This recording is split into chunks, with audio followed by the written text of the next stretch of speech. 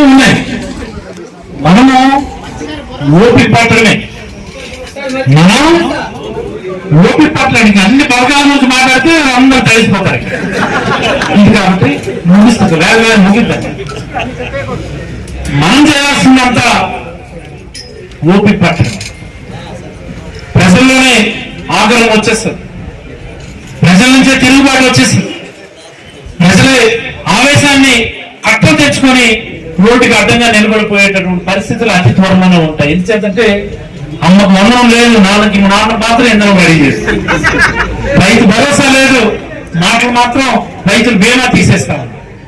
మత్స్యకార భరోసా లేదు, రకరకాల చేతి డబ్బులు ఇవ్వలేదు. ఇంకా 2,400 కోట్లు డిపాజిట్ అయ్యి 2,200 కోట్లు ఇంకా డిపాజిట్ అవ్వలేదు. విద్యా దీవెన డబ్బులు వేయలేదు, దానికి కూడా ఏదో మాకు చెప్పేస్తున్నాడు. జగన్మోహన్ రెడ్డి గారు ఏంటి ఏప్రిల్ మేలో కూడా మేము ఇచ్చేస్తాం ఎన్నికల టైం. అప్పుడు నువ్వేమన్నా కోర్టుకి వెళ్ళి ఎలక్షన్ కమిషన్ కంప్లైంట్ ఇప్పి చేపించాను, ఇప్పుడేమో జగన్మోహన్ రెడ్డి గారు ఇవ్వలేదని చెప్పేస్తున్నాడు. అంటే అబద్ధాలు చెప్పడానికి అంత పోతూ ఉండదు. అందుకని గ్రామాల్లో మన అందరం కూడా అవగాహన చేసుకోవాలి. వాస్తవానికి అందరికీ అవగాహన ఉంది.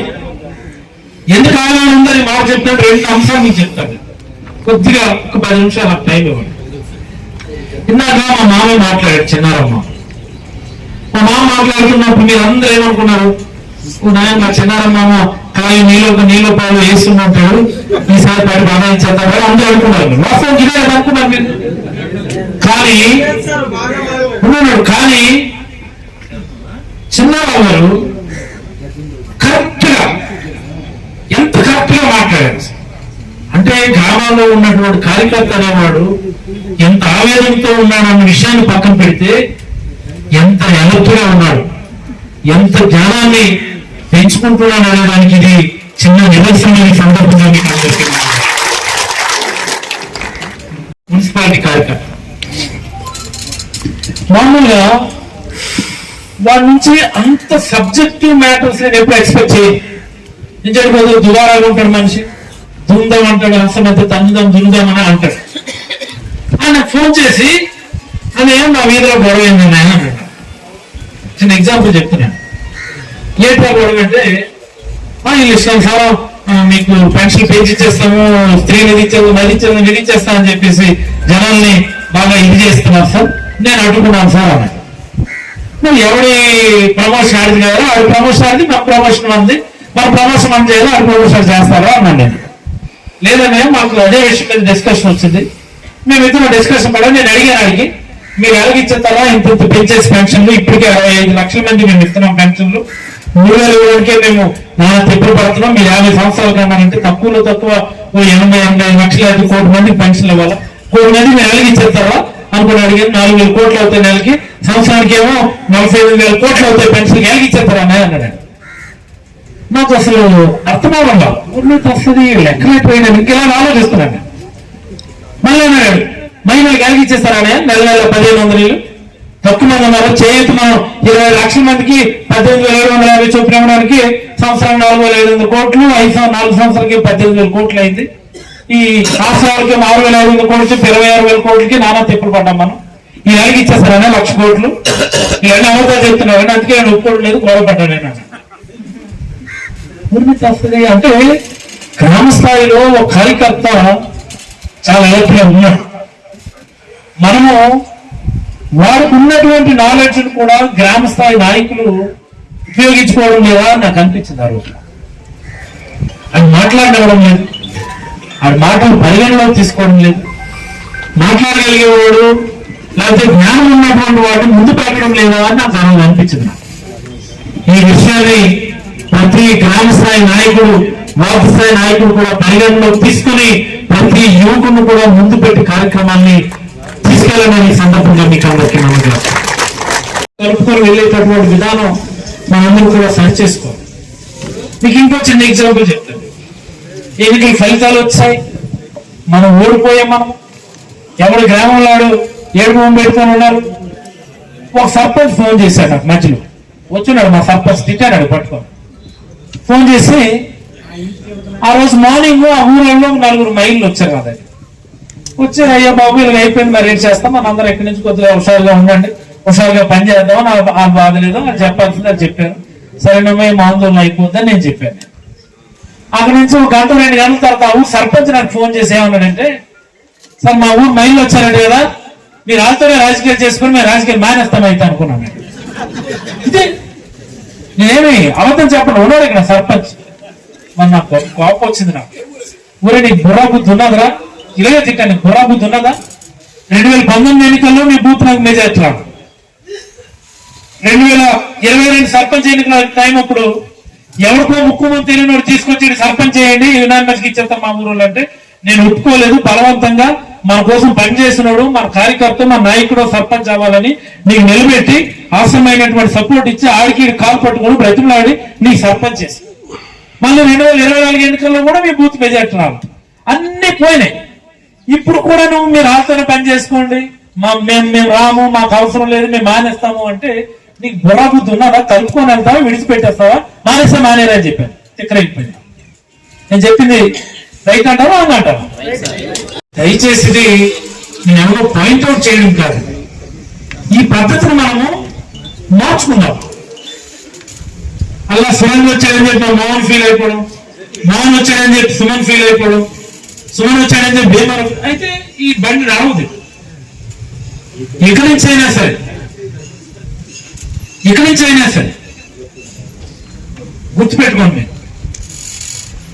గ్రామాల్లో మిమ్మల్ని దాటి నా దగ్గరకు వస్తున్నారు అంటే అది మీ లోపం తప్ప నా లోపం కాదు. నేను అందుబాటులో ఉంటాను, నా దగ్గరకు వస్తున్నాను. మీరు అందుబాటులో లేరు కాబట్టి అది మీ దగ్గర రావడం లేదు. సేమ్ మండల నాయకులు కూడా అదే వర్తిస్తుంది. మండల నాయకులు, మండల పార్టీ అధ్యక్షులు లేదా ఎంపీపీలు లేదా టౌన్ మరి చైర్మన్ సంగతి పక్కన పెడితే వైస్ చైర్మన్ టౌన్ పార్టీ అధ్యక్షుడు ముందు మీరు కూర్చొని ఒక మాట అనుకోవాలి. మీరు ఓ బాబు నీకు ఏదైనా సమస్య వస్తే మా మండలంలో ఎవరికైనా ఏదైనా సమస్య వస్తే ముందు మండల పార్టీ అధ్యక్షుడు నాకు తెలియజేయండి, ఎంపీపీలు జడ్పీటీసీలు మేమున్నా మాకు తెలియజేయండి. మేము రెస్పాండ్ అవ్వకపోతే డాక్టర్ గారికి చెప్పండి బాబు పండు ముందు తెలుస్తున్నారు మా డాక్టర్ గారు అనే విషయం మీరు చెప్పండి. ముందు నాకైపోయింది రాత్రి 1 గంటకి ఇలా పిఎం ఎవరో దుబాయ్లో ఉన్నాడు, ఆడికి వద్దు నీలో పాలేస్తున్నాడు, అరగంట సేపు తిన్నాడు. ఇదే మధ్యలో కూడా చాలా సార్లు మండలాలందరూ కూడా నేను చెప్పాను. కానీ ఎన్నికల ప్రచారంలోనో లేకపోతే ఎన్నికల కోడ్ రాకముందు మహిళలందరూ చెప్పేవారు. అంటే చాలా రిపీటెడ్ గా మాట్లాడినప్పుడు చాలా పెద్ద ఎత్తున అప్పులు తెచ్చారు.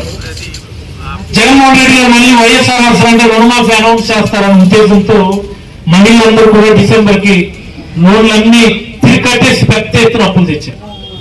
ఒక మున్సిపాలిటీలోనే 27 కోట్లు టార్గెట్ అయితే ఒక మున్సిపాలిటీ టార్గెట్ 27 కోట్లు అప్పులు తెచ్చుకోమనంటే ఎంత అప్పులు తెచ్చారు తెలుసా? మున్సిపాలిటీ మేయర్లు ఎవరైనా ఊహించగలరా? ఎవరైనా ఒకసారి ఎక్స్పెక్ట్ చేయండి. 79 కోట్లు తెచ్చారు అప్పులు. వాళ్ళకి ఇచ్చిన టార్గెట్ 27 కోట్లు. జనరల్గా టార్గెట్ ఎప్పుడు రీచ్ అవ్వం, ఎప్పుడు కూడా టార్గెట్ కంటే తక్కువ అప్పులు ఇస్తాయి బ్యాంకులు. ఇదే కదా పాయింట్. కానీ డిసెంబర్ నెల కల్లా 79 కోట్లు అప్పు తెచ్చినారు. అంటే మీ గ్రామాల పరిస్థితి తీసుకోండి. 15 లక్షలు, 18 లక్షలు, 16 లక్షలు. మీరు ఏ గ్రూప్ అడగండి, మీరు సరదాగా మీ గ్రామంకి వెళ్ళి మీ గ్రూప్ మీ ఏ గ్రూప్ మీరు ఎంత అప్పు తెచ్చేసారంటే తక్కువలో తక్కువ 10 లక్షలు తక్కువ కాకుండా ప్రతి గ్రూప్ తెచ్చారు. On and average more than 1 lakh crores అప్పులు తెచ్చున్నారు. 2019 ఎన్నికలకి ఎంత ఉన్నాయి? 25,000 కోట్లు ఉన్నారు. అన్నారు 4 విడతలు 6,500, 4 విడతల్లో మనం రుణమాఫీ చేస్తాం, దానికి వడ్డీ డబ్బులు కూడా ఇచ్చాం. కానీ ఇప్పుడు చూస్తే 1,00,000 కోట్లు ఉన్నాయి. 1,00,000 కోట్ల అప్పు ఏ గవర్నమెంట్ కూడా తీర్చలేదు. జగన్మోహన్ రెడ్డి గారు రుణమాఫీ అనౌన్స్ చేయకపోవడానికి కారణం అది. మనకు ఎలా ఉంటుంది? అందుకే జగన్మోహన్ రెడ్డి గారు చెప్పలేదు. నాకేలా ఉంటుంది? చెప్పుంటే బాగుంది కదా, అదే చెప్పారు కదా ఏదో జరుగుతుంది తర్వాత. కానీ జరిగే ప్రక్రియ కాదు. చంద్రబాబు అవతం చెప్పాడు, నేను ఇచ్చేస్తాను 15 సంవత్సరాలు దాటితే 1500 చొప్పునని ప్రతి మహిళకి కూడా సంవత్సరానికి 18,000 చొప్పున ఇచ్చేస్తాను. ఆమె యావరేజ్ సుమారుగా 1.5 లక్షల మంది ఉన్నారు.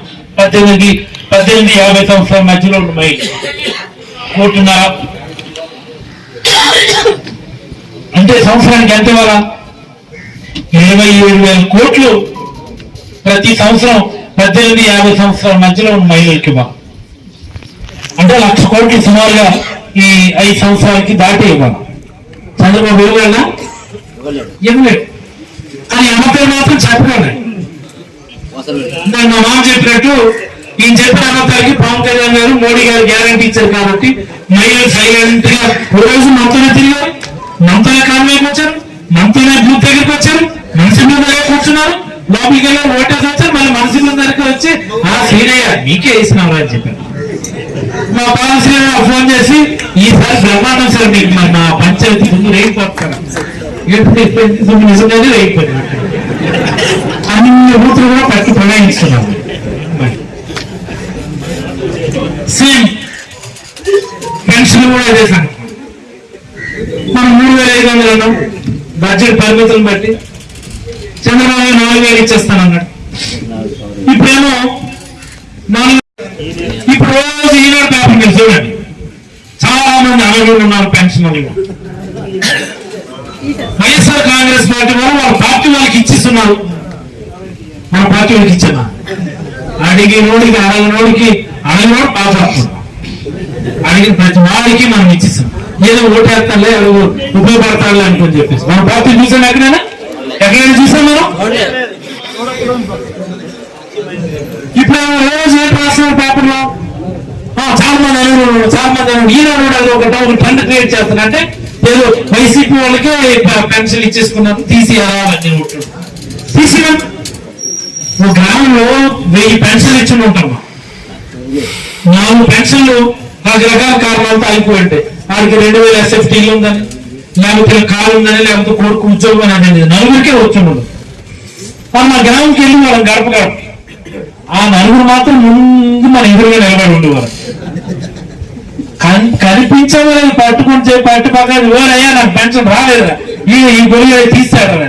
ఎవడు ఏ గొలుగు తీసాడని అడిగితే సార్ అది వాళ్ళకి 10 ఎకరాల భూమి ఉన్నది, అది 30 ఎకరాల భూమి ఉన్నది, కొడుకు ఉద్యోగం ఉన్నది, సెపరేట్ చేస్తున్నాం, అది ఇది ఈ రకరకాల కారణాలు చెప్పారు. ఒక్క 4గురికి ఆ గ్రామంలో రాకపోతే, ఇవ్వకపోవడం కాదు, రాకపోతే టెక్నికల్ రీజన్ రాకపోతేనే మనం బయట పకాయించేస్తున్నారు.